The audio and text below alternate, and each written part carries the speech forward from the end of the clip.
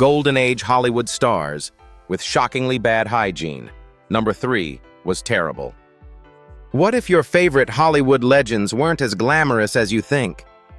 Imagine Clark Gable's killer smile masking a secret that could knock you out cold, literally. Picture Marlon Brando showing up on set smelling like he wrestled a garbage truck.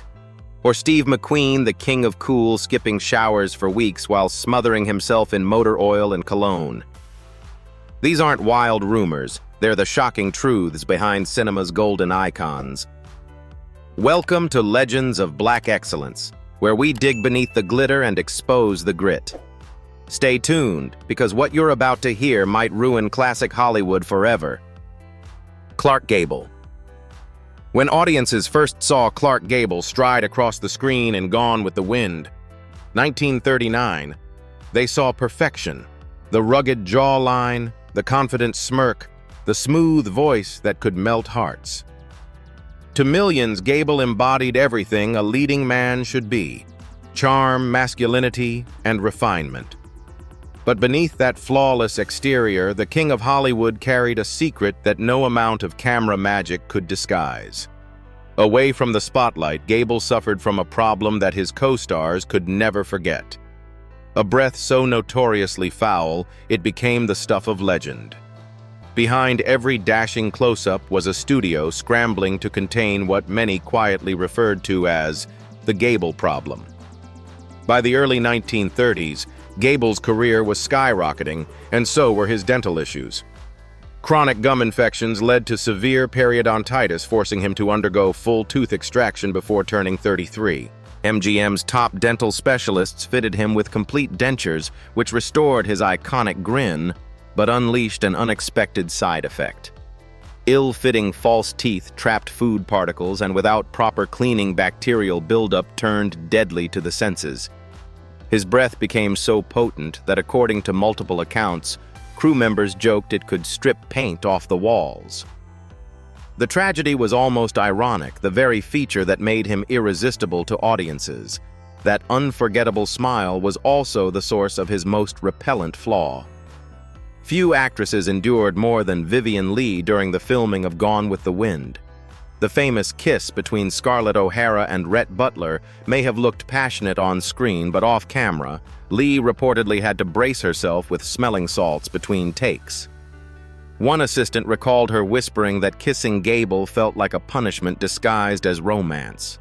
Loretta Young had an even harder time while filming Call of the Wild 1935.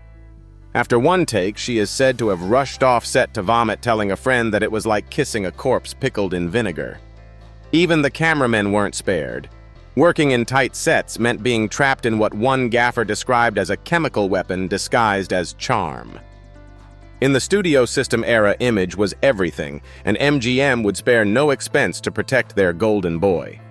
The publicity department was so determined to suppress rumors about Gable's odor that they reportedly created a Gable freshness kit complete with industrial-strength mouthwash, peppermint oil, and menthol lozenges. Crew members were quietly advised to keep distance during close scenes, and makeup artists developed subtle tricks to mask the smell, such as scented foundation powder and perfumed handkerchiefs. Behind the glamour studio, executives feared that one whispered complaint from a major co-star could jeopardize millions in box office revenue. The effort to preserve his romantic image was as elaborate as any Hollywood production itself. Despite his infamous hygiene issue, Gable remained one of the most respected men in the business. Colleagues often remarked on his politeness, professionalism, and generosity on set. Yet even his charm couldn't disguise what those working closely with him experienced daily. Over time, his breath became an unspoken truth everyone knew, but no one dared to mention it. Hollywood's elite lived by a code of silence, and for Gable, that silence was golden. His co-stars learned to adapt short kisses, quick takes, and plenty of fresh air between scenes. Decades later, those who worked with him still spoke with admiration and relief that film wasn't a sensory medium. Clark Gable remains one of cinema's enduring legends. His performances in It Happened One Night, Mutiny on the Bounty, and Gone with the Wind shaped the definition of a leading man for generations. Yet his story serves as a reminder that Hollywood's perfection was always partly illusion. Beneath the tuxedos and red carpets were real people with real flaws, sometimes more unpleasant than the tabloids ever revealed. Gable's hygiene struggles didn't diminish his talent, but they did expose how the Golden Age's brightest icons relied on image over authenticity.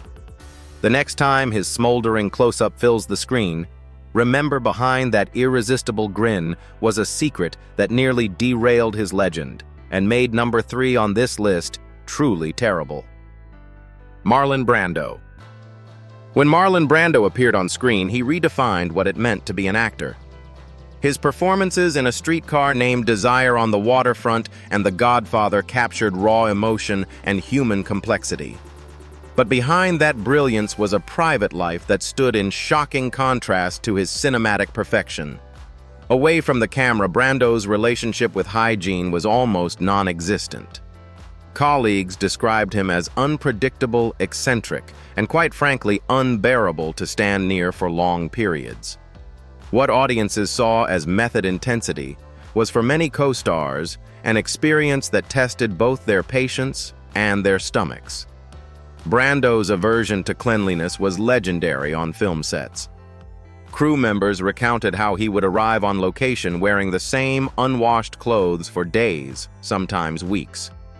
During the filming of The Missouri Breaks 1976, he reportedly wore the same underwear throughout the entire 3-month shoot, proudly admitting it during rap celebrations. His disregard for bathing created a stench that was hard to ignore. Makeup artists often described working with him as a sensory endurance test, one that required constant ventilation and an industrial amount of deodorant applied between takes. The actor's peculiar preparation methods only made things worse.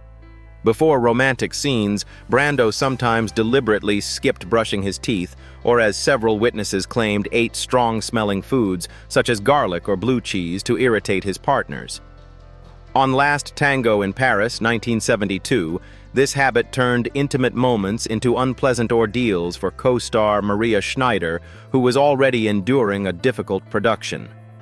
Brando's decision to stay authentic by refusing hygiene products blurred the line between method acting and disrespect, leaving behind stories that have become almost as famous as his performances themselves. Even directors struggled to manage him. Francis Ford Coppola, who worked with Brando on Apocalypse Now, 1979, privately referred to him as a walking swamp. The star would show up to set late, drenched in sweat and surrounded by a pungent odor that filled the entire soundstage. Crew members later joked that filming him required both courage and a strong stomach. His trailer reportedly had to be cleaned with special chemicals, and according to one production designer, burned afterward due to contamination. Whether this was an exaggeration or not, it reflected just how intense his personal habits had become by the end of his career. Still, despite the chaos, everyone agreed on one thing: Marlon Brando's talent was undeniable. His commitment to realism reshaped modern acting. Many aspiring performers tried to emulate his method style, though thankfully not his hygiene. In an age when movie stars were expected to embody glamour and grace, Brando's total disregard for appearances was both rebellious and self-destructive. He lived by his own rules, refusing to conform to Hollywood's expectations, even if it meant alienating the people who worked closest with him. Today, his name remains synonymous with artistic genius and personal mystery. The stories of his unwashed clothes and overpowering body odor may seem grotesque, but they reveal something profound about fame during Hollywood's golden age. Perfection on screen often masked chaos off it. Brando's legacy is a mix of brilliance and human imperfection, a reminder that even the most magnetic figures in cinema history could be as flawed and as shockingly unhygienic as anyone else. Steve McQueen. Steve McQueen, forever immortalized as the King of Cool, wasn't just a symbol of rebellion on screen. He lived it in every aspect of his life, including personal hygiene. With piercing blue eyes and effortless charm, McQueen became one of Hollywood's most bankable stars of the 1960s and 70s. But behind the sleek sports cars, motorcycles, and tailored suits was a man whose aversion to soap and water shocked those who worked closest to him. For all his magnetism, McQueen carried a reputation on set that few dared to mention aloud. The star of Bullitt and The Great Escape often smelled more like his garage than a movie set. McQueen's fascination with engines went far beyond a hobby. It was his identity. He spent hours tuning motorcycles and fixing cars, often arriving to film covered in motor oil, gasoline, and grease. Instead of showering, he'd wipe himself down with paper towels, splash on cologne, and declare himself camera-ready. Co-stars said it was like trying to kiss a man who'd just crawled out from under a car. One assistant on the Thomas Crown affair remembered that the actor's dressing room reeked of sweat exhaust and cheap cologne, a combination no ventilation system could fix. Faye Dunaway, his co-star in that film, reportedly demanded that their kissing scenes be limited to as few takes as possible for health reasons. His disregard for cleanliness didn't stop at body odor. Crew members frequently joked that McQueen treated his teeth like old spark plugs never maintained until they stopped working. One lighting technician described his teeth as the color of butterscotch pudding, while a makeup artist claimed his breath was strong enough to fog camera lenses. Ironically, he was meticulous about his vehicles, spending hours polishing chrome while ignoring the grime under his nails. He could spend a full day cleaning his Mustang from Bullitt, but couldn't spare 10 minutes for a shower. On set, his hygiene became both a practical and creative problem. Costume designers had to wash his clothes separately to prevent the smell from clinging to other wardrobes. Cinematographers learned to shoot from a distance whenever possible. During The Great Escape, 1963 co-star James Garner reportedly joked that when Steve took off his boots in the barracks scene, the Nazis should have surrendered immediately. It was humor masking a genuine truth. McQueen's body odor was strong enough to distract from the script. For some productions, the makeup team resorted to perfuming his costumes with eucalyptus oil and mint just to make working around him bearable. Off-screen, McQueen's rebellious attitude toward hygiene mirrored his complicated personality. He distrusted authority, disliked routine, and saw grooming as unnecessary vanity. To him, being clean was conforming, and Steve McQueen never conformed. Even at Hollywood events, he preferred jeans and worn leather jackets over tuxedos, arriving smelling faintly of gasoline and cigarettes. His friends said that's what made him authentic, but his colleagues knew it came at a cost. He was the rare movie idol whose coolness could survive even the stink of defiance. When McQueen died in 1980 at just 50 years old, his legend was already cemented, the ultimate anti-hero, the rebel no one could tame. Yet behind the myth of the man who outran cops and jumped fences was someone far less polished, more human, and yes, more odoriferous. The irony of Steve McQueen's legacy is that while he made cool look effortless, hygiene was the one rule he never learned to follow. His charm burned bright enough to make the world forget what those around him couldn't, that Hollywood's smoothest icon sometimes smelled like the engines he loved more than life itself. Tallulah Bankhead. Tallulah Bankhead was a force of nature, bold, scandalous, and unapologetically herself. Known for her smoky voice, razor-sharp wit, and magnetic stage presence, she dominated both Broadway and Hollywood during the 1930s and 40s. Yet for all her glamour and charisma, she carried an equally famous and infamous reputation for her complete disregard of hygiene. While other actresses of her time obsessed over image and elegance, Bankhead treated cleanliness as optional, even theatrical. "I never wash. I have an agreement with the dirt," she once quipped, and by all accounts, she wasn't joking. Her habits became the stuff of backstage legend. Stage managers and costume designers often dreaded working with her because her dressing rooms were left in a state of chaos, overflowing ashtrays, spilled drinks, half-eaten food, and clothes scattered across the floor. One Broadway stagehand recalled that after a long run, her dressing area had to be deep cleaned like a hazardous sight. She chain-smoked unfiltered cigarettes, drank heavily, and rarely bathed, creating what colleagues described as a miasma that arrived before she did. Some called it perfume mixed with sweat gin and rebellion, the unmistakable scent of Tallulah Bankhead. Her disregard for undergarments was another notorious trademark. Bankhead proudly went without underwear for decades, a fact that caused chaos on film sets. During the filming of Alfred Hitchcock's Lifeboat 1944, where the cast spent most of their scenes confined to a small boat, cinematographer Arthur Miller begged Hitchcock to insist that she wear something beneath her costume.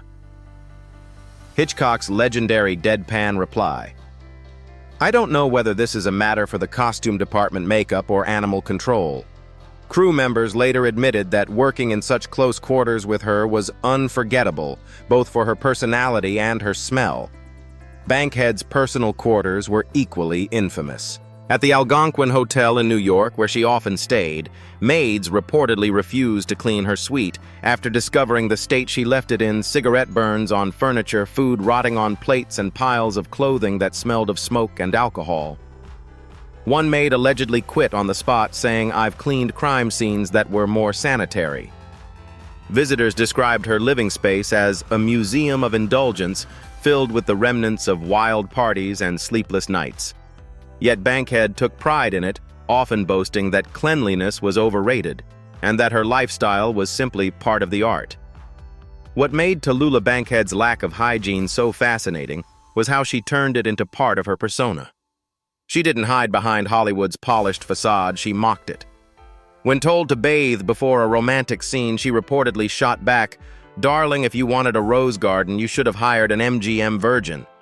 You hired Tallulah Bankhead, and you get all of me." That fierce defiance made her a legend even as it horrified her peers. For her, being clean wasn't nearly as important as being unforgettable. In an industry obsessed with appearances, Bankhead stood as a paradox, an actress who embodied both sophistication and scandal. She smoked, drank, and swore her way through an era that demanded women be delicate and discreet. Beneath the filth and the bravado was a woman who lived entirely on her own terms. Her hygiene, or lack thereof, became symbolic of her larger-than-life spirit, raw, untamed, and impossible to control. Tallulah Bankhead may have cleared rooms with her smell, but she filled theaters with her power. Her story remains proof that in the golden age of Hollywood, some stars didn't just shine, they burned, smoked, and refused to wash away the chaos that made them unforgettable. W.C. Fields. W.C. Fields was one of early Hollywood's most brilliant comic minds, a master of timing, wit, and sarcasm, whose humor shaped generations of comedians to come. But while audiences adored his drunken characters on screen, few realized how close those roles came to reality. Fields didn't just play the lovable drunk, he lived it. Behind the laughter, he was a man marinated almost literally in alcohol.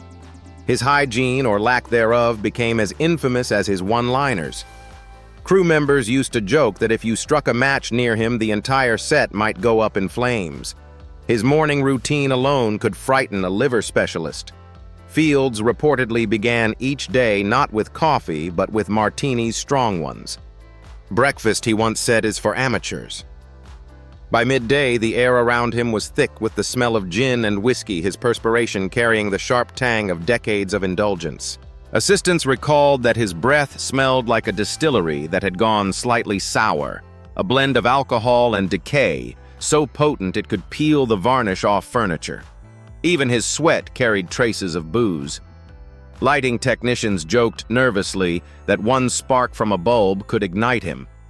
His relationship with soap and water was about as distant as his with sobriety. Bathing was rare, and his clothes absorbed everything: sweat, alcohol, and despair. A wardrobe designer once said dressing him was like handling a damp sponge soaked in gin. His costumes reeked so strongly that they had to be aired out overnight or doused in disinfectant before filming resumed. On particularly bad days, makeup artists reportedly used scented powder on his face to mask the smell seeping from his pores. Despite all this, Fields managed to deliver flawless comedic performances, somehow balancing physical decay with genius-level timing.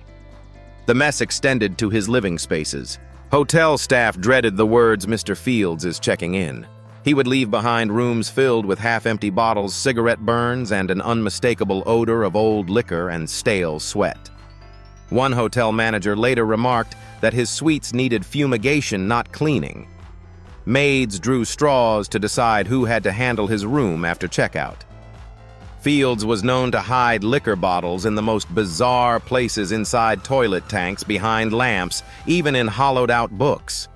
He didn't trust anyone with his alcohol, not even himself when sober, so he stashed it everywhere, ensuring the smell of spirits followed him like a second shadow. Yet for all the chaos, W.C. Fields was loved and admired by his peers. He had a quick wit, a biting sense of humor, and an intelligence that elevated his comedy beyond slapstick. His famous quip, "I cook with wine, sometimes I even add it to the food," wasn't far from the truth. Paramount Studios, fully aware of his habits, began scheduling his shoots early in the morning, not because he was sober then, but because he was still drunk from the night before, which apparently made him easier to direct. By afternoon, he'd be too intoxicated to function. It was a bizarre rhythm, but it worked for him and for the audiences who adored his every staggering line.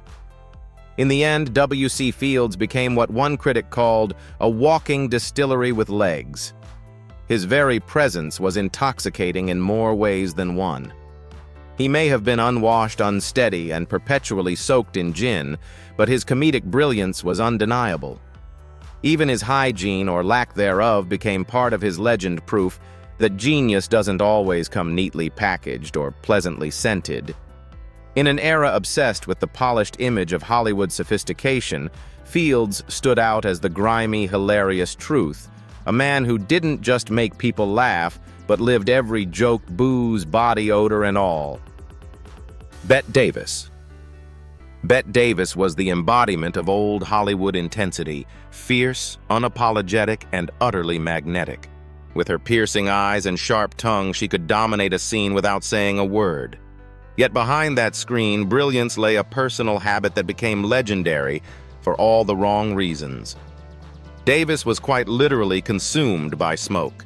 She wasn't just a heavy smoker, she was an industrial one, known to go through nearly 100 cigarettes a day.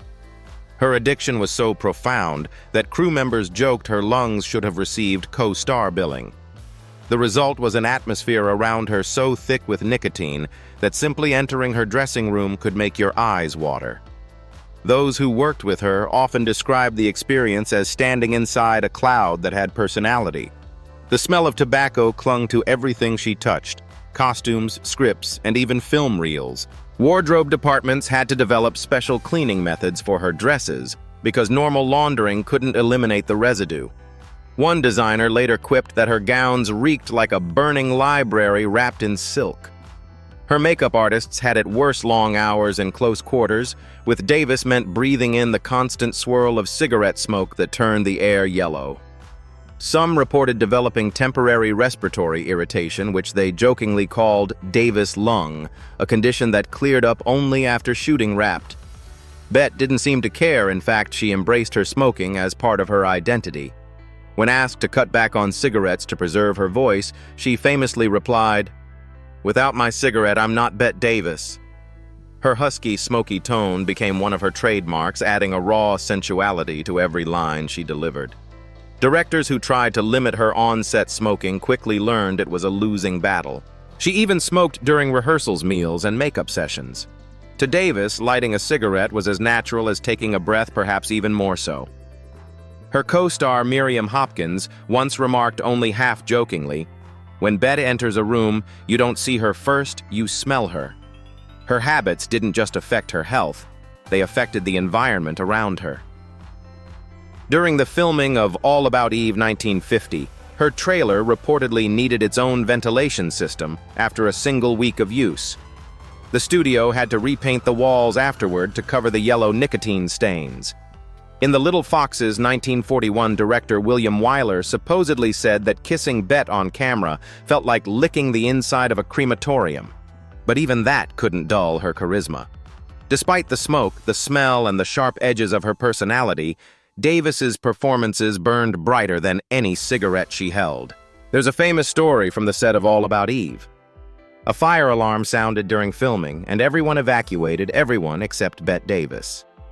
A production assistant found her calmly sitting in her dressing room, cigarette in hand.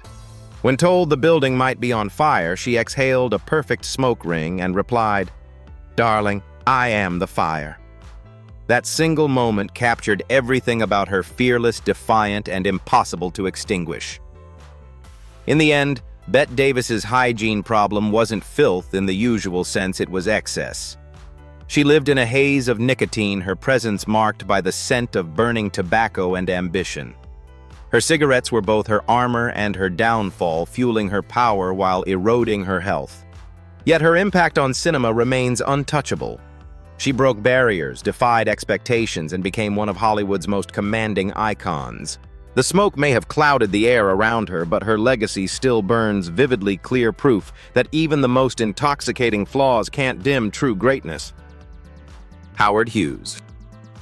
Howard Hughes was once the very definition of American glamour, a dashing billionaire aviator, film producer, and ladies' man who dated Hollywood's most beautiful women from Katharine Hepburn to Ava Gardner. In the 1930s and 40s, he embodied success, wealthy, brilliant, daring, and devastatingly handsome. But by the 1950s, that brilliance began to fade into something darker. Beneath the tailored suits and polished image, Hughes's mind was unraveling. His obsession with control and fear of contamination, what we now recognize as severe obsessive-compulsive disorder, OCD, gradually turned one of Hollywood's brightest figures into a recluse, living in unimaginable filth. His story is perhaps the most tragic and extreme case of self-destruction in the golden age of Hollywood. It began innocently enough. Hughes's germophobia first appeared as an eccentric quirk. He insisted on using tissues to touch objects, washed his hands repeatedly, and demanded sterile environments on his film sets. But over time, those habits became rituals that consumed his life.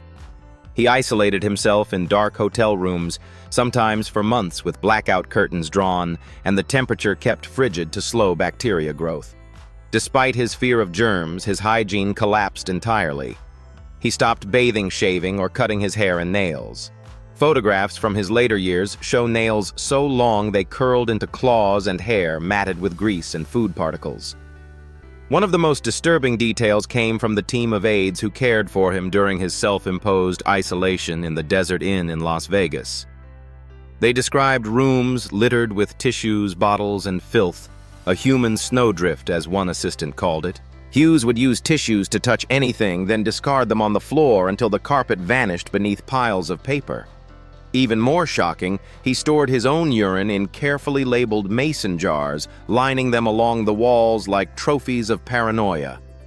When he died in 1976, investigators reportedly found hundreds of them in his various residences. Despite his vast wealth, Hughes lived like a man abandoned by civilization. His decline was driven not only by mental illness, but also by his dependence on codeine and painkillers following a series of plane crashes. The physical pain combined with isolation and untreated OCD transformed him from a brilliant innovator into a ghost of himself. Staff members recalled that the stench of his quarters was unbearable, a mix of rot, sweat, chemicals, and decay.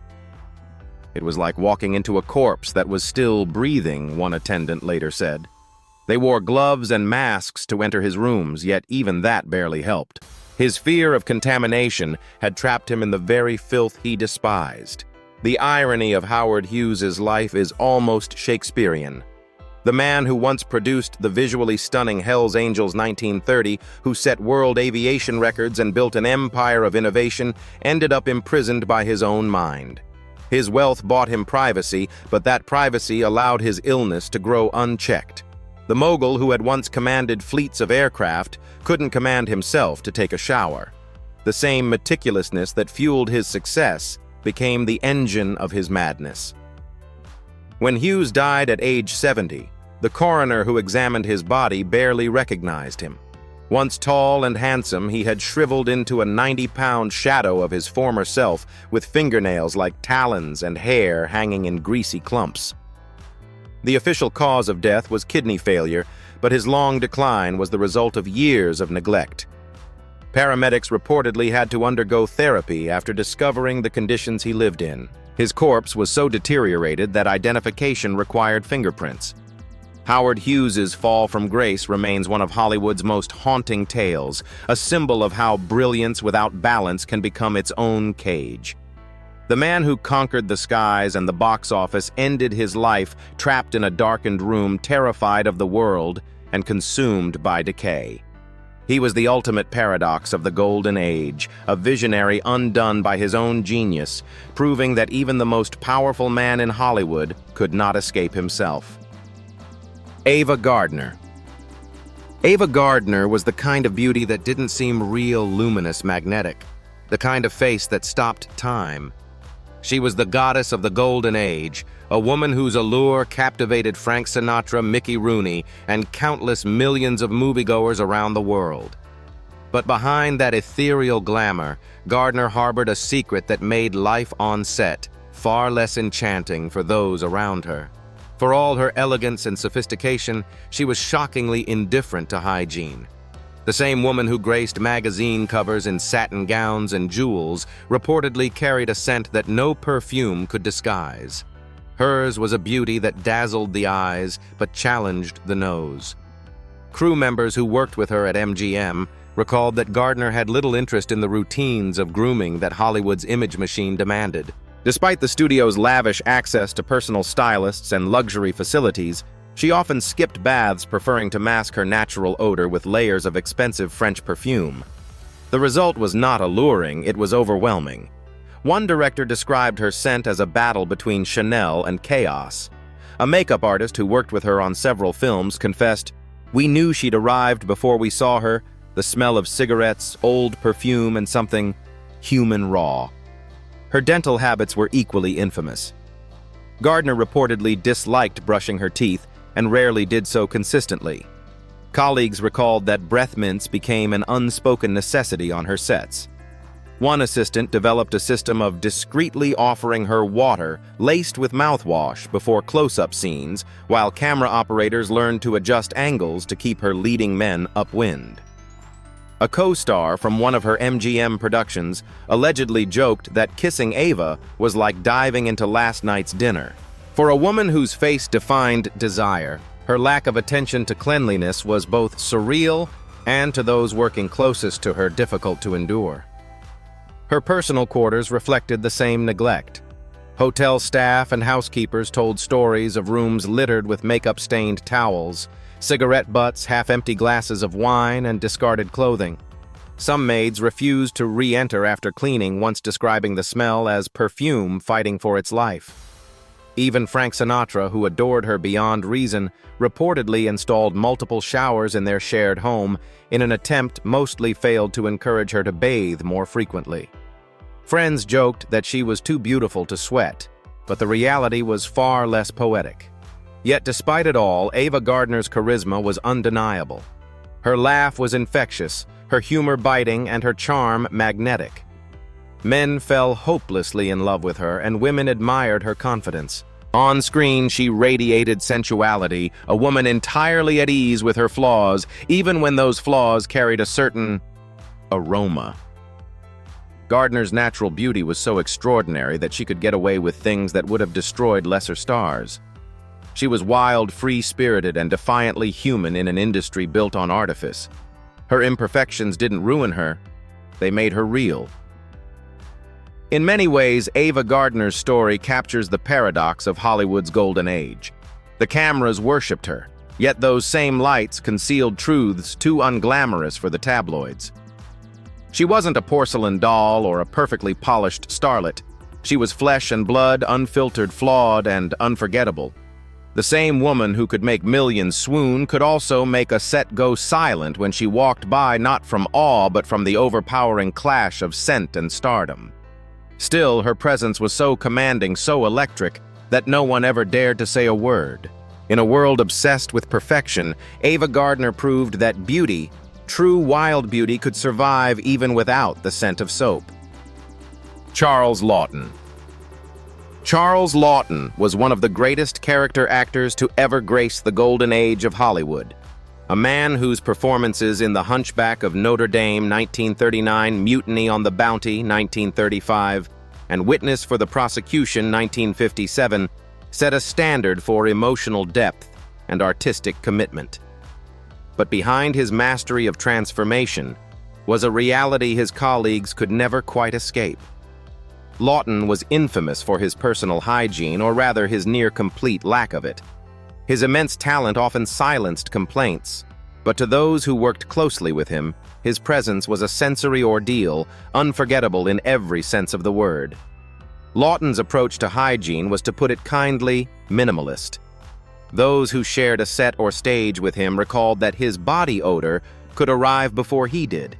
It wasn't the occasional scent of hard work under studio lights, it was constant, thick, and unrelenting. Crew members on Mutiny on the Bounty joked that his wardrobe required its own quarantine. Costume designers learned to handle his clothes with gloves, washing them separately to avoid cross-contamination with other costumes. One studio wardrobe manager described his outfits as biological hazards stitched in wool. The hot lights of Hollywood only intensified the effect, transforming long shooting days into exercises in endurance for everyone within a few feet of him. The problem wasn't just sweat, it was total neglect. Lawton reportedly disliked bathing, preferring to air out between scenes rather than wash. During summer shoots, he perspired heavily, and his thick costumes trapped everything: odor, moisture, and heat. The result was, as one lighting technician put it, like filming inside a greenhouse filled with despair. On particularly warm days, directors adjusted schedules to shoot his scenes early in the morning before the set became unbearable. Alfred Hitchcock, who directed him in Jamaica in 1939, is rumored to have said privately that working with Lawton was a suspense story of its own. You never knew which would hit first, the drama or the smell. Co-stars developed creative coping mechanisms. Marlene Dietrich, who shared the screen with Lawton in Witness for the prosecution, reportedly kept smelling salts hidden in her costume, using them between takes to keep from fainting. Others carried handkerchiefs doused in perfume or mint oil. Still few dared to confront him. Lawton's genius was too commanding, his temper too unpredictable. He could memorize a page of Shakespeare overnight, deliver it flawlessly the next morning, and charm an audience into tears. In his presence, even discomfort became secondary to awe. His wife, actress Elsa Lanchester, endured the same at home. Friends often marveled, half in admiration, half in horror, that she managed to stay married to him for over 3 decades. Despite everything, directors continued to hire him and critics continued to praise him. Lawton brought an intensity to every role that transcended his physical presence. His Quasimodo in The Hunchback of Notre Dame remains one of the most haunting performances ever captured on film, a man so grotesque yet heartbreakingly human that audiences forgot the actor behind the mask. Perhaps his disregard for hygiene even contributed in some strange way to his art. He was utterly unself-conscious, unbound by vanity, free to embody ugliness and beauty with equal conviction. Still, his lack of cleanliness became a whispered legend in Hollywood's inner circles. Crew members would share stories of how entire sets had to be deodorized after long shoots, or how his costumes were left outdoors for days before being reused. Yet nobody ever dared to let it overshadow his talent. He was Charles Lawton, the man whose performances could move mountains, and whose smell, some joked, could flatten them. In the end, Lawton's legacy is a reminder that brilliance often comes wrapped in contradiction. He could be crude, yet cultured, revolting, yet radiant, disheveled, yet divine in front of the camera. His genius transcended the senses, though it certainly challenged them. For all his flaws, Charles Lawton remains one of cinema's enduring giants, proof that sometimes greatness and grotesquerie can share the same stage and even the same scent. In the end, the stars of Hollywood's golden age remind us that perfection was often just a camera trick beneath the glitter, and fame were real, flawed people whose brilliance sometimes reeked of something far less glamorous. From Clark Gable's breath to Marlon Brando's filth, their flaws made them human, not mythical. But should genius excuse disgust, can charisma truly outshine neglect? Here on Legends of Black Excellence, we celebrate truth behind the myth, the beauty, the brilliance, and the imperfections. So tell us, do you still see these icons as legends, or has the shine of old Hollywood finally faded?